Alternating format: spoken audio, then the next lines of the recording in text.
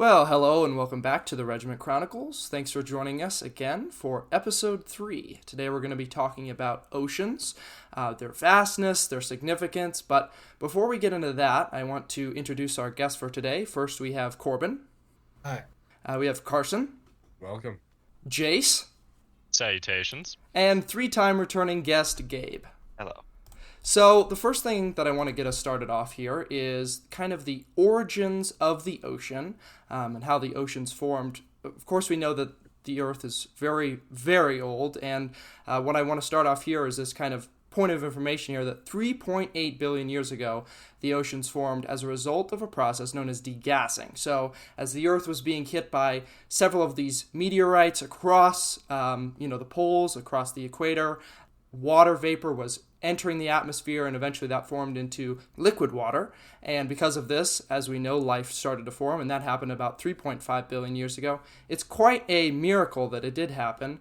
And I want to kind of ask you guys what your thoughts are on the uniqueness of life on planet Earth.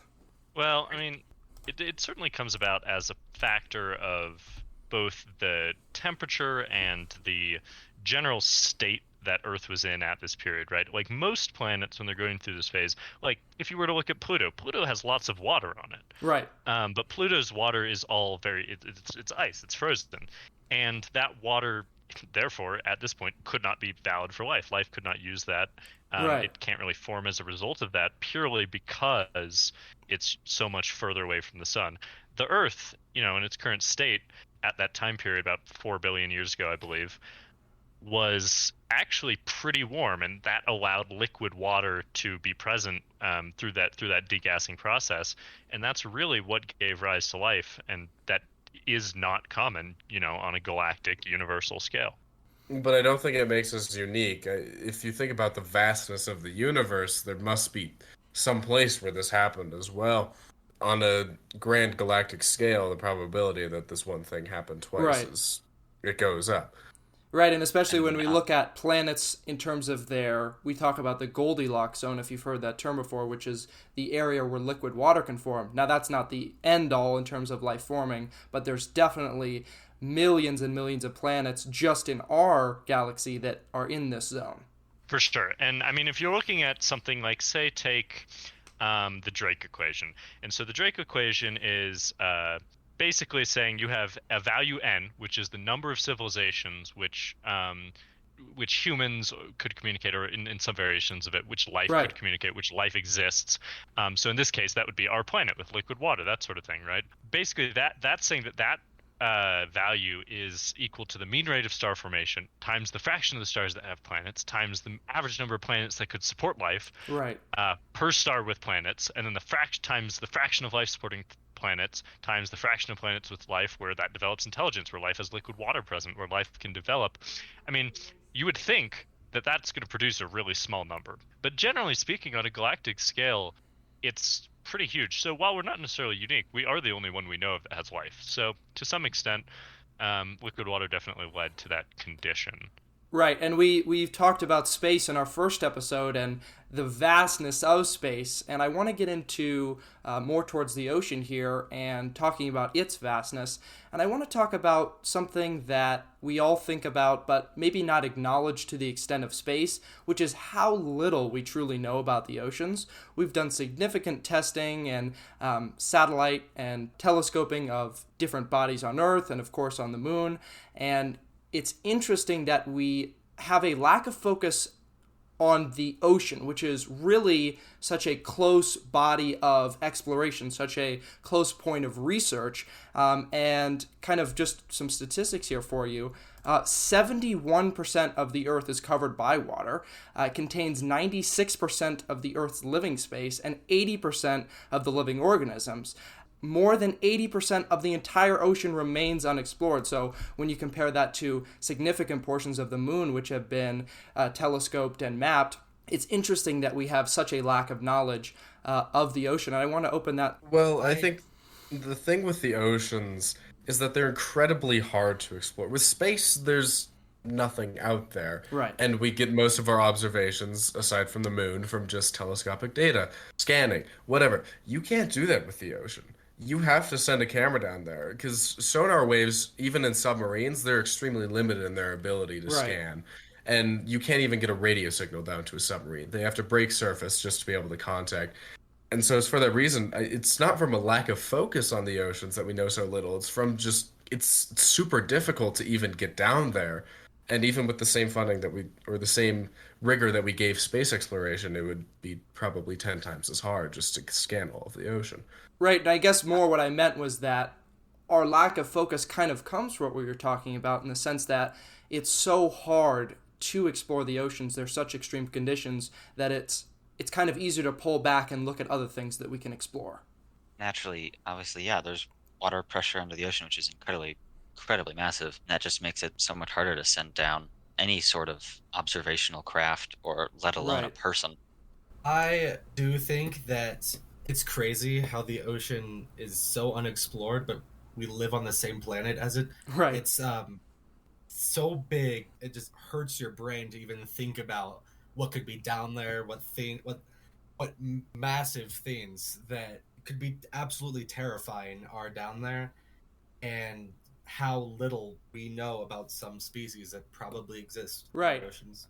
I mean, that being said, the general consensus is that, like, at this point, the species we're going to be finding in the deep ocean aren't going to be, big leviathans. That's not really what we're looking Right, for anymore. right. The main thing that we're finding, I mean, in terms of biodiversity, the ocean, I would just guess off the top of my head, probably constitutes a very large percent of total species on the planet. I mean, once again, because it covers so much of Earth's Right. surface, I would probably venture a guess it probably contains the majority of Earth's species.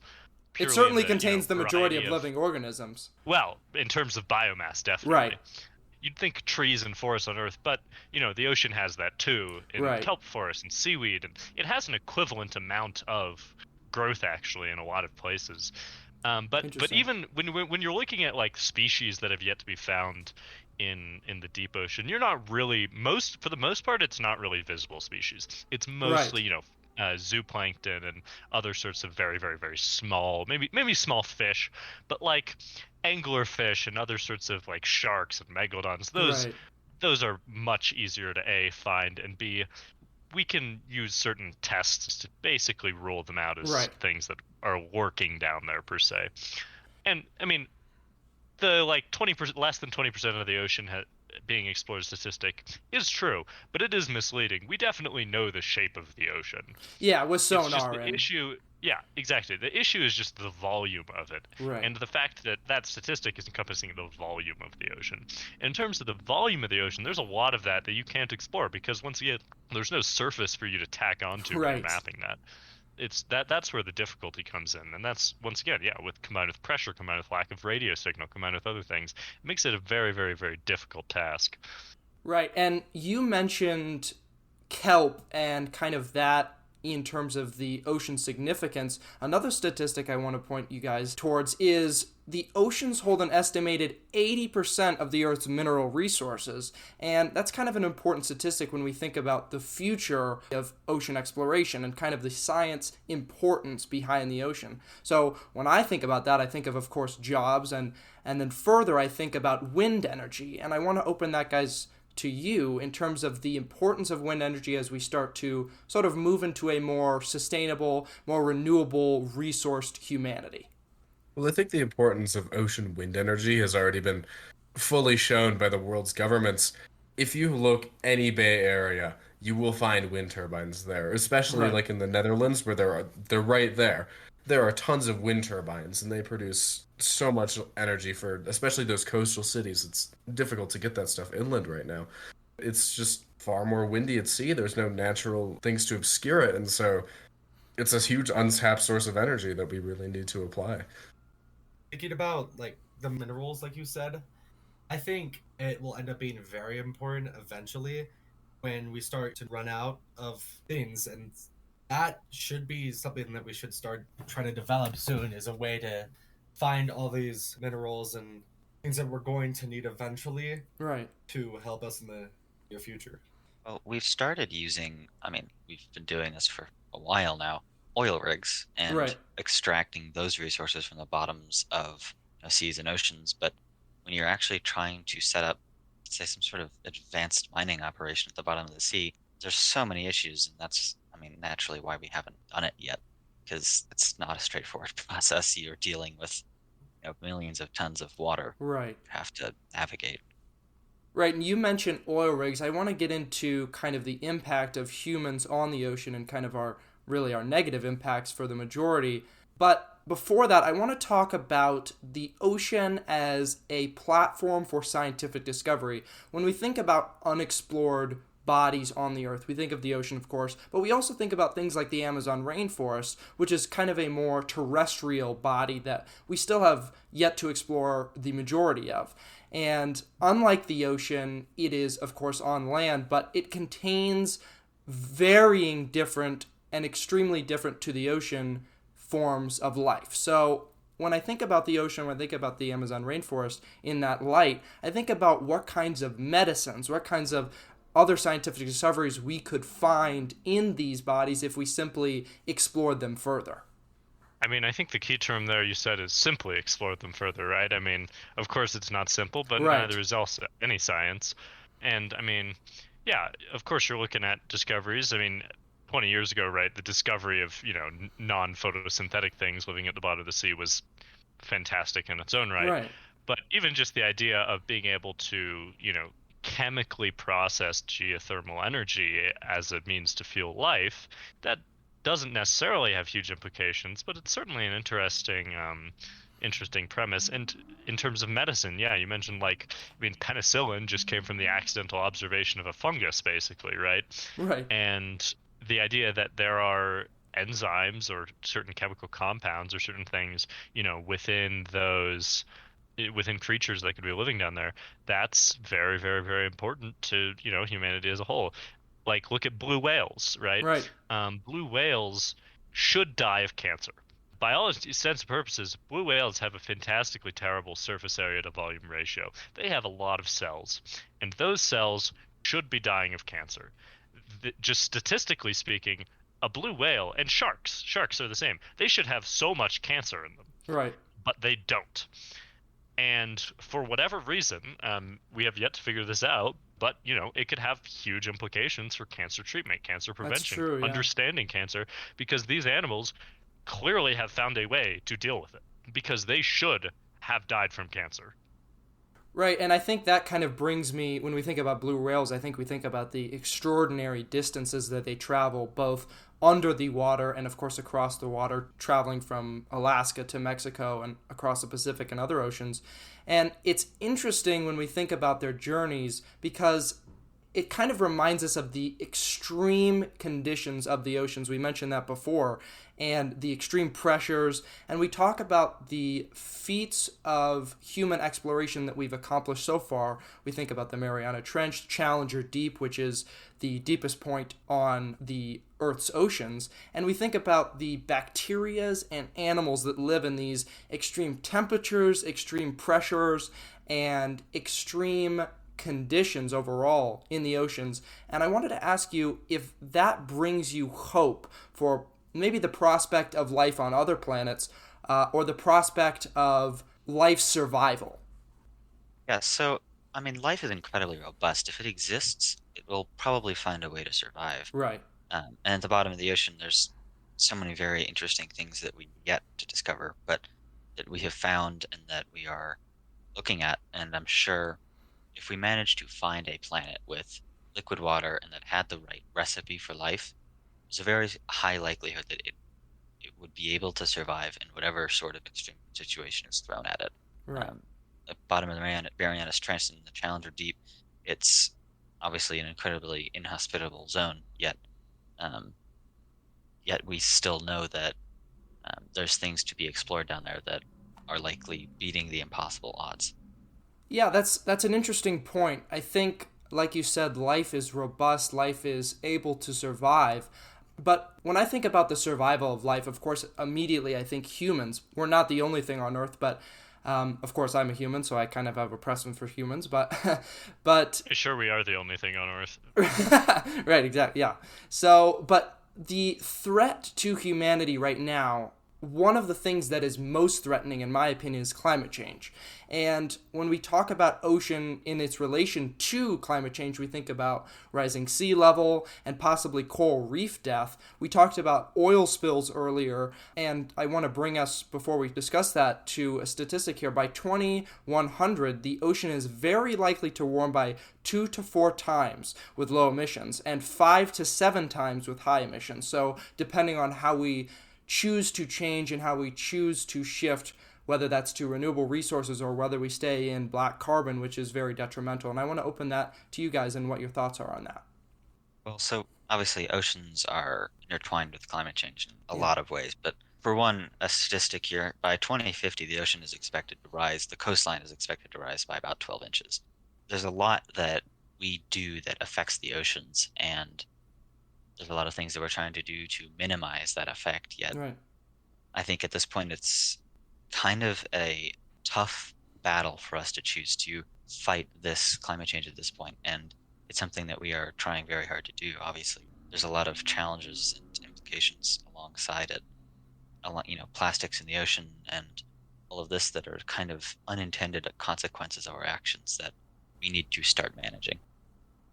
Yeah, I think one of the most important parts about climate change in the ocean, probably, arguably, maybe one of the most important that is pretty much never talked about, is the change in calcification depth as a result of ocean acidification, right? Right.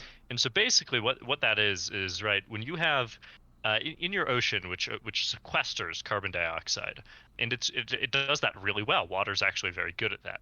And that actually greatly helps in the absorption of greenhouse gases from our atmosphere. But as we've been putting more greenhouse gases in our atmosphere, so too have we been increasing the acidity of the ocean because we've been increasing the amount of CO2 in it. And so in the ocean, there's a point, carbon calcification depth, where bicarbonate ions, carbonate ions, and then the dissolved CO2 gas basically kind of meld. And that's the point at which lots of organisms and stuff actually able to form their shells. Oh, wow. Or in coral, for example, it's how the polyps of the coral are able to produce the harder outer shell so that the coral can grow.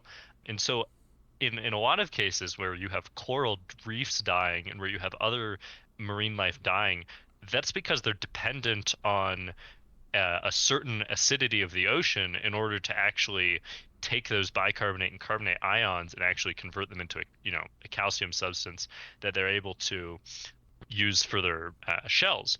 And Right. when you raise the ocean acidification through climate change, through greenhouse gases, that kills coral reefs. It kills a lot of those shell-based critters, and that is really, really, really detrimental to those populations. Yeah, and I think the decreasing of the biodiversity within the oceans don't get enough credit for just how much CO2 they actually filter. Right. We give all the credit to trees, but it's largely the plankton, algae, kelp, everything that lives in the ocean. After all, it's far more surface area than land, right? Right. And so when you decrease the biodiversity of the oceans, ultimately there's going to be less CO2 filtered out of the atmosphere from that. And it's just going to become an infinite cycle until you do something to stop it. Because otherwise, the more CO2 you put in, the less CO2 is going to be filtered. And then the more CO2, it's just a whole cycle. Right. I mean, the ocean can take CO2. The ocean will keep on taking it. The issue is the life in the ocean definitely it's a matter of filtering it. And, for our purpose, we want to get CO2 out of the atmosphere. The ocean does that, but ultimately it'll end up back without the life there to use it. And not to mention that coral reefs are so important to so many millions of species in Right. the ocean that live in them. If they die, so do so many other things. And I think it's very important that we do something to stop them dying. I mean, when you consider coral reefs as like a photosynthetic battery, basically, for filtering, they're just as important as forests. Right. Because again, with that calcification, they're taking that CO2, and there's a specific ratio that they're able to handle. They're taking that CO2 and they're making it into they're basically sequestering it into a rock, Right. into a mineral. And that's how they're getting, and they use that mineral. That's how polyps of coral, build their coral reefs. And that's so essential to them, but Right. it's just not going to be able to happen. And that's what's happening in, Great Barrier Reef in Australia.